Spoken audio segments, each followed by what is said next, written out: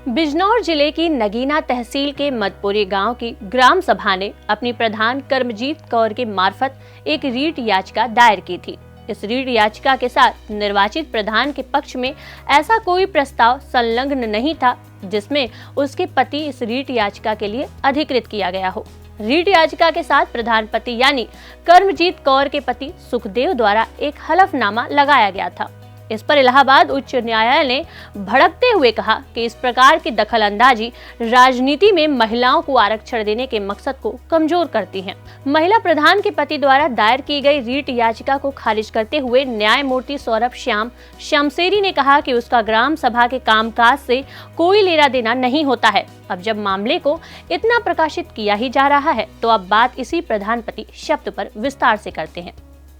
दरअसल प्रधानपति शब्द उत्तर प्रदेश में काफी ज्यादा लोकप्रिय है और बेहद ही व्यापक स्तर पर इसका उपयोग भी किया जाता है। इसका उपयोग एक महिला प्रधान के पति के लिए किया जाता है। प्रमाणिक तौर पर अधिकार नहीं होने के बाद भी प्रधानपति आमतौर पर महिला प्रधान यानी अपनी पत्नी की ओर से कामकाज करता है।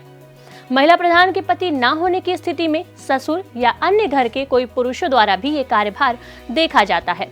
अगर देखा जाए तो एक महिला प्रधान सभी जरूरी उद्देश्यों के लिए केवल एक कठपुतली की तरह काम करती है और सभी तथाकथित निर्णय प्रधानपति द्वारा लिए जाते हैं एवं जनता द्वारा चुनी गई उनकी प्रतिनिधि सिर्फ महज एक मूक दर्शक की तरह कार्य करती है। आधिकारिक तौर पर महिला प्रधान को ये हक नहीं होता कि वो अपने कर्तव्य और अधिकार किसी भी अन्य व्यक्ति को सौंप दे।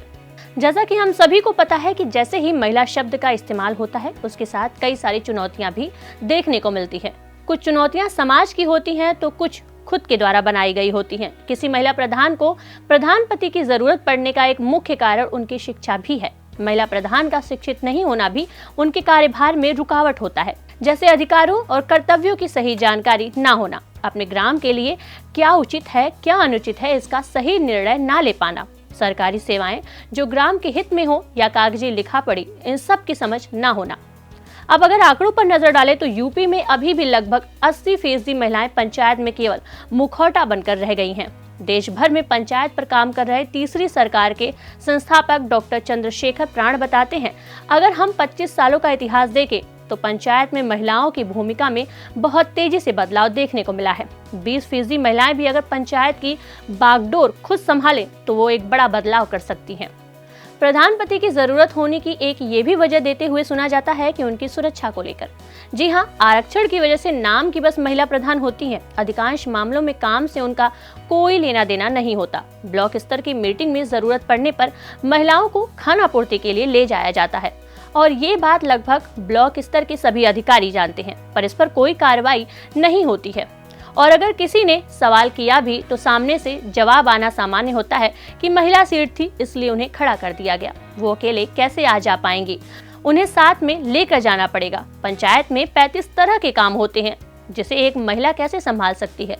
उनकी सुरक्षा संबंधित समस्याओं का हवाला देकर भी लोगों को शांत करा दिया जाता है।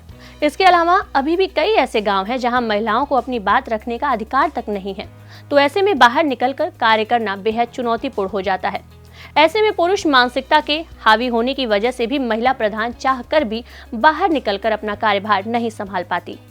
कानूनी मजबूरी के लिहाज से देखा जाए तो महिला सीट पर आरक्षण होने के कारण उन्हें सिर्फ प्रधान पद पर खड़ा कर दिया जाता है, लेकिन काम करने का अधिकार अभी भी उनको नहीं मिलता। वो उनके स्थान पर पुरुष ही देखते हैं। ऐसे में देखा जाए तो यह न केवल महिला सशक्तिकरण के उद्देश्य को विफल करेगा बल्कि महिलाओं को आगे आकर राजनीति की मुख्य धारा में शामिल होने के लिए उन्हें आरक्षण देने का उद्देश्य भी विफल करेगा। महिला प्रधान का कार्यभार जब कोई प्रधानपति संभालता है तो सबसे ज्यादा समस्याएं ग्राम के लोगों को ही उठानी पड़ती है। जैसे जब भी ग्राम की समस्याओं को लेकर वो अपने प्रधान के पास जाते हैं तो उनकी बात कभी भी उनके प्रधान से सीधे तौर पर नहीं होती। उनके स्थान पर तथाकथित प्रधानपति मौजूद होता है और उनके तर्क और समाधान का तरीका भी अलग होता है। ऐसे में ग्राम की महिलाएं जो महिला प्रधान अपने सहूलियत के लिए चुनती हैं, पर उनके द्वारा कार्यभार न संभाले जाने पर भी उनकी उम्मीद पर पानी फिर जाता है। वहीं सबसे बुरा प्रभाव भारतीय संविधान की गरिमा पर पड़ता है, क्योंकि संविधान में महिला प्रधान का कार्यभार उनके प्रधानपति द्वारा संभालने की अनुमति नहीं है। हाल ही में इसी पर इलाहाबाद उच्च न्यायालय ने कहा कि प्रधान के तौर पर याचिकाकर्ता को अपने निर्वाचित पद से अधिकार, कर्तव्य आदि अपने पति या किसी अन्य व्यक्ति को सौंपने का कोई अधिकार नहीं है। यहाँ प्रधान पति का गांव सभा के कामकाज से कोई लेना देना नहीं है। वहीं इस पूरे मामले पर आले की कार्यकारी निदेशक रेणु जी ने हमारे साथ क्या कुछ बातचीत की, आइए सुनते हैं। मैम, ये जो प्रधान पति का कॉन्सेप्ट है जो ग्रामीण क्षेत्रों में सबसे ज्यादा प्रचलित रहता है, जबकि आरक्षण दिए जाने के बावजूद भी जो महिला प्रधान ही इलेक्ट होती है, नॉमिनेशन भी उन्हीं का होता है, तो ये जो प्रधान पति का कॉन्सेप्ट है इतना प्रचलित क्यों है और इसकी जरूरत क्या पड़ रही है? देखिए, मैं आपको बताऊं कि पहले उसमें जाना पड़ेगा आकाश कि ये महिला प्रधानों के लिए रिजर्वेशन शुरू ही क्यों किया गया, क्यों महिलाओं के लिए रिजर्वेशन शुरू किया। अभी आप देख भी रहे हैं कि प्रधानमंत्री जी ने संसद के लिए भी किया है, क्योंकि ये जो 50% आबादी है, ठीक है, वो इनफ कॉम्पिटेंट है, इनफ प्रूडेंट है, इनफ इंटेलेक्चुअल है लीडरशिप में आने के लिए। और जब ये लीडरशिप में आएगी तो आप फिजा देखेंगे दुनिया की बदलेगी, चीजें बहुत फर्क होती है। जब ये तो इसकी भी शुरुआत अगर आप देखिए तो जब पंचायत में शुरुआत हुई कि साथ पंचायत में पहले 33%, अभी का जहाँ तक आइडिया है मुझे कि 50% किया गया। यूपी में एग्जैक्टली मुझे नहीं याद आ रहा, बिहार का तो मुझे पता है कि 50% रिजर्वेशन किया गया। उसके पीछे का लक्ष्य था कि महिलाएं जो है वो लीडरशिप में आए, महिलाएं पंचायत में हैं, अपनी भूमिकाओं में आए, वो समझें कि ये गवर्नेंस कैसे चलती है, वो गवर्नेंस का हिस्सा बने, जिससे इक्वलिटी और इंश्योर की जा सके, बराबरी इंश्योर की जा सके। महिलाएं घरों में है, महिलाएं बहुत से ऐसे मुद्दों को टच करती हैं, जीती हैं, जो पुरुष नहीं कर पाता, पैट्रियार्कल स्ट्रक्चर के कारण डिपेंड करता है। तो जब ये शुरू हुआ कि साथ अब महिलाएं जो है रिजर्वेशन है होगा, तो वो लोग जो पॉलिटिक्स में थे, जो पंचायत में आना चाहते थे, अब क्योंकि वो रिजर्व सीट हो गई फॉर एग्जाम्पल, तो उन्होंने क्या, अपनी पत्नी को लड़ा दिया, अपनी माँ को लड़ा दिया, अपनी बहन को लड़ा दिया। बट उसके पीछे उनका पर्पस ये नहीं था कि हमारे घर की महिला अब पंचायत की मुखिया थी, वो लेगी, उसका मतलब ये बस था कि हमारे घर की है, वो करेगी काम तो मैं करूंगा क्योंकि मुझे आता और मुझे करना। तो ये दोनों चीजें जो है एकदम कंट्राडिक्टरी है, क्योंकि सरकार का जो उद्देश्य था वो पंचायत में रिजर्वेशन लाने का था कि महिलाएं रियल भूमिका में लीडरशिप के रोल में आए और काम करें। यहाँ उल्टा हो गया। तो ये जो सेंस ऑफ जिसे कहते हैं लीडरशिप डेवलप करना उद्देश्य था, लेकिन अगर पति है तो पति, बेटा और बाप वही बने रहे। तो हाई कोर्ट का ये जो वर्जन है ये बेहद इम्पोर्टेंट है। और इवन कई सीडीओज ने किया भी, कई चीफ डेवलपमेंट ऑफिसर्स ने मुझे कई जगह बताया कि कैसे उन्होंने पतियों का आना बंद किया। तो पति ही सारा काम कर रहे थे, तो फिर ये महिलाओं को लिए जो रिजर्वेशन उसका कोई मायने थोड़ी ना रह गया। मैम, इसके प्रभाव की अगर बात की जाए तो जो गांव क्षेत्र में है वहाँ पर ये जो प्रधान पति और प्रधान पुत्र ऐसी जो चीजें हैं ये हावी होती लगातार दिखाई दे रही हैं, तो इसके पीछे के कारण और क्या हो सकते हैं? पहले ज्यादा थी, अभी तो महिलाएं फिर भी आई, क्योंकि अब लड़कियां फिर अब भी देखिए, अगर आप देखें तो 20 साल का फर्क है। अब महिलाएं थोड़ा समझने लगी, करने लगी। पहले तो बिल्कुल अच्छा महिला पति को दे और गुठा लगा दे रही। कई जगह आपको पता है महिलाएं जेल चलेंगी, क्योंकि महिला फॉर एग्जाम्पल महिला आई, पति ने बोला यहाँ साइन तो पति, घोटाला हुआ, घोटाले में पति तो है नहीं घोटाले में ना, क्योंकि सिग्नेचर किसका का, चेक किसके नाम से, पत्नी के नाम से, तो महिलाएं जेल भी गई। तो मेरा जो इतना कहना है कि जिस इंटेंशन के साथ विमेन रिजर्वेशन पंचायत में लागू हुआ था, वो इंटेंशन को फुलफिल करने वाला ये जजमेंट है, ये बेहद महत्वपूर्ण है। ये महिलाओं के लिए भी उतना ही महत्वपूर्ण है और पुरुषों को समझाने के लिए भी जो महत्वपूर्ण है कि वो अगर अपनी पत्नी, माँ, बेटी या घर के व्यक्ति को लड़ा दे रहे हैं इलेक्शन में, इसका मतलब ये नहीं है कि वो पावर में, उनको समझना पड़ेगा कि उन्हें हटना पड़ेगा और लीडरशिप महिलाओं के हाथ में जो है वो देनी पड़ेगी। तो ये एक टूल है हाई कोर्ट के जजमेंट बताने के लिए कि साहब अगर आप किए तो 10,000 का जुर्माना होगा, लेकिन इसमें बहुत कुछ करने की जरूरत है। जो सबसे बड़ा हिस्सा है वो महिलाओं की ट्रेनिंग का। महिलाओं को तो पता तो हो, आपको पता है कई बार मैंने देखा कि उनको मालूम ही नहीं है, उनसे मालूम ही नहीं उनका रोल क्या है। हम इसके सॉल्यूशंस की अगर बात की जाए तो सरकार अध्यादेश या बिल, कानून वो सब चीजें लाती रहती है, लेकिन प्रॉपर इम्प्लीमेंट नहीं हो पाते हैं, तो इसके लिए क्या सॉल्यूशन हो सकते हैं? देखिए, सॉल्यूशन यही हो सकता है कि एक तो जिस इंटेंशन के साथ कोई बिल आता है उस इंटेंशन को ध्यान में रख करके जो कैंडिडेट है उनकी ट्रेनिंग कराना।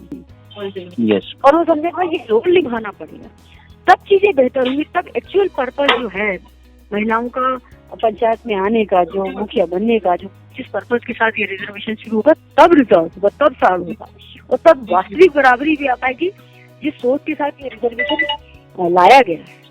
मैम, आपकी जो संस्था है उसने अभी तक ऐसे मामलों को उठाने के लिए क्या कुछ किया है? देखिए, हम बहुत पॉलिटिक्स के साथ नहीं काम करते हैं, बट महिलाओं के साथ जरूर काम करते हैं। हाँ। तो कई बार सरकार ने हमको बुलाया, सीडीओ ने बुलाया ट्रेनिंग देने के लिए प्रधान महिलाओं को, कि वो जाने फंडामेंटल राइट क्या है, कॉन्स्टिट्यूशन क्या है, कैसे डिसेंट्रलाइजेशन ऑफ हुआ है जिसकी वजह से पंचायत आया, पंचायत के क्या काम है, तो महिलाओं के क्या अधिकार है। तो उस पर हमने काफी ट्रेनिंग दी है महिलाओं को, वो थोड़ा ठीक करने की जरूरत है। और इस तरीके से हमने काफी किया। हमने झारखंड में, बिहार में, उत्तर प्रदेश में जो महिला मुखिया हैं, तो कई बार सरकार ने बुलाया, उनको काफी ट्रेनिंग दी है इस बात को समझने के लिए कि क्यों हम महिलाओं को लगता है कि हमारा पुरुषों को बगैर काम नहीं चल सकता, पितृसत्ता क्या है, कहाँ से आई है, कजनली कैसी तोड़ी गई है, कॉन्स्टिट्यूशन क्या है, फंडामेंटल राइट क्या है, आपको कैसे काम करना चाहिए, कैसे लीडरशिप स्किल में आए, रोल में। तो उसकी कई बार हमने ट्रेनिंग दी है। और मुझे हमेशा लगता है कि जिस इंटेंशन के साथ सरकारें ये काम करती हैं, जैसे अभी रिजर्वेशन इसमें भी आया, संसद के लिए भी, उसके लिए तैयारी की जरूरत है। लेकिन अपने भर से काम चलेगा नहीं, अभी बहुत कुछ करने की जरूरत है। सबसे पहले स्वयं ग्रामवासियों को महिला प्रधान से इस पर बात करनी चाहिए और उनके कर्तव्यों का पालन सही प्रकार से करने को लेकर चेतावनी देनी चाहिए। इसके बावजूद भी आगे अगर महिला प्रधान द्वारा अपनी जिम्मेदारियां नहीं संभाली जाएं, तो संबंधित आला अधिकारियों से इसकी शिकायत करनी चाहिए। अब इन सब के बावजूद आगे कोई सुनवाई ना हो तो आप ग्राम प्रधान को उसके पद से हटवा सकते हैं। इसके लिए समय से पहले ग्राम प्रधान को पदमुक्त करने के लिए एक लिखित सूचना जिला पंचायत राज अधिकारी को देनी चाहिए, जिसमें ग्राम पंचायत के आधे सदस्यों के हस्ताक्षर होने जरूरी होते हैं। सूचना में पदमुक्त करने के लिए सभी कारणों का उल्लेखन होना चाहिए। हस्ताक्षर करने वाले ग्राम पंचायत सदस्यों में से 3 सदस्यों का जिला पंचायती राज अधिकारी के सामने उपस्थित होना अनिवार्य होगा। सूचना प्राप्त होने के 30 दिन के अंदर जिला पंचायत राज अधिकारी गांव में से एक बैठक बुलाएगा, जिसकी सूचना कम से कम 15 दिन पहले दी जाएगी। बैठक में उपस्थित तथा वोट देने वाले सदस्यों के 2/3 बहुमत से प्रधान एवं उप प्रधान को पदमुक्त किया जा सकता है। गांव में अलग तरह की राजनीति होती है, कुछ सामाजिक बेड़ियां हैं, रीति रिवाज हैं, जिसमें महिलाओं का पंचायत में खुलकर काम करना थोड़ा मुश्किल है। पर अगर पुरुष चाहें तो उन्हें काम करने में सहयोग कर सकते हैं, ना कि पूरी बागडोर खुद संभाल ले। महिलाएं पुरुषों की तुलना में पंचायत का विकास बेहतर कर सकती हैं। इसके साथ ही खुद महिलाओं को अपनी शिक्षा पर ध्यान देना होगा, जिससे कि वो खुद को सशक्त बना ले कि अन्य व्यक्तियों को उनका कार्यभार संभालने की जरूरत ना पड़े। सरकार ने महिलाओं की बेहतरी और विकास के लिए आरक्षण की भी व्यवस्था की है, उन सब का उचित उपयोग करना चाहिए। आज के लिए बस इतना ही। तब तक के लिए देखते रहिए और करते रहिए बातें यूपी की।